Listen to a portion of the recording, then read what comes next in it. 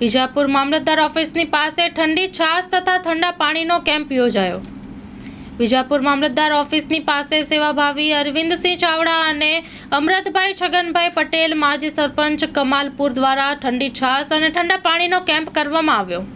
ગુજરાત સહિત દેશમાં ગરમીનો પારો 45 થી 50 ડિગ્રી પહોંચ્યો છે, ત્યારે આ કાળઝાળ ગરમીમાં વિજાપુર શહેરની જનતા તેમજ હિંમતનગર મહેસાણા હાઈવે પરથી પસાર થતા અને મામલતદાર ઓફિસના કામકાજે આવતા લોકો માટે જનસેવા તે પ્રભુ સેવાના ઉદ્દેશ્ય સાથે ચાવડા અરવિંદસિંહ ખણુસા અને અમરતભાઈ છગનભાઈ પટેલ માજી સરપંચ કમાલપુર તેમજ મિત્રો સાથે મામલતદાર ઓફિસ આગળ મંડપ નીચે લોકો શાંતિથી ઠંડી છાશ તેમજ ઠંડા પાણી પીવી શકે તે હેતુસર સેવા કેમ્પનું આયોજન કરવામાં આવ્યું।